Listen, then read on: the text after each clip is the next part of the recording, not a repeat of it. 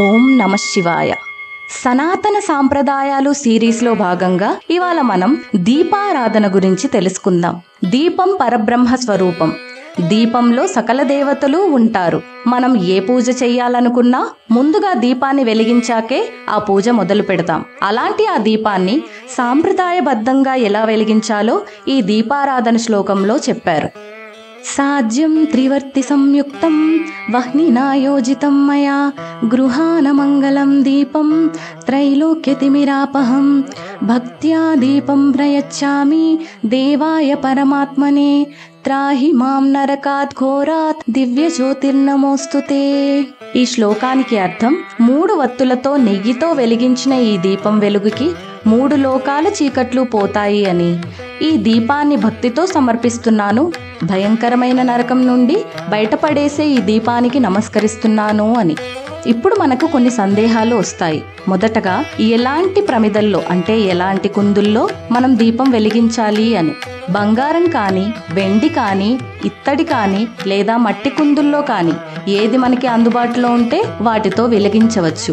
ఆ కుందులని కింద ఆనించవద్దు. ఒక చిన్న కంచం లాంటిది ఉంచాలి, లేదంటే కనీసం తమలపాకు మీదైనా ఉంచాలి. ఆ కుందులలో ఆవు నెయ్యి కానీ నువ్వుల నూనె కానీ వేసి వెలిగిస్తే చాలా మంచిది. లేదంటే ఏ పూజ నూనె ఉంటే ఆ పూజ నూనెతో వెలిగించవచ్చు. కుందులలో ఒక వత్తి అస్సలు వేయకూడదు, ఎందుకంటే ఒక వత్తి కొన్ని ప్రత్యేకమైన సందర్భాల్లో మాత్రమే వాడతారు.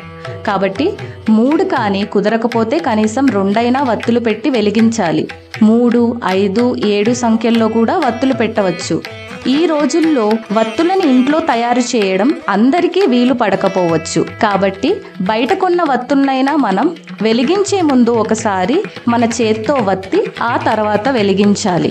ఆ వత్తులని ఒక ఏకహారతితో కానీ, ధూపం బత్తిని అగ్గిపుల్లతో వెలిగించి ఆ బత్తితో కానీ వెలిగించుకోవాలి. అలాగే దీపారాధన అంటున్నాం కాబట్టి దీపాన్ని వెలిగించాక దీపం కుందులకు గంధం, కుంకుమ బొట్లు పెట్టి ఒక పువ్వు కూడా పెట్టి నమస్కారం చేసుకోవాలి. అలాగే సాయంత్రం దీపం పెట్టాలి అనుకుంటే స్నానం చేయాలి. ఒకవేళ ఏదైనా కారణంతో స్నానం చేయలేకపోతే కనీసం ముఖం, కాళ్ళు, చేతులు, నోరు కడుక్కుని బట్టలు మార్చుకొని వెలిగించవచ్చు. దీపం జ్యోతి తూర్పు దిక్కుకు కానీ, దేవుడి పటాన్ని కానీ చూస్తున్నట్టుగా ఉండాలి. ఇలాగే ఇంకా ఎన్నో సనాతన సంప్రదాయాలతో మీ ముందుకు వస్తుంది మీ మంత్రస్వరం. కాబట్టి సబ్స్క్రైబ్ చేసుకోండి.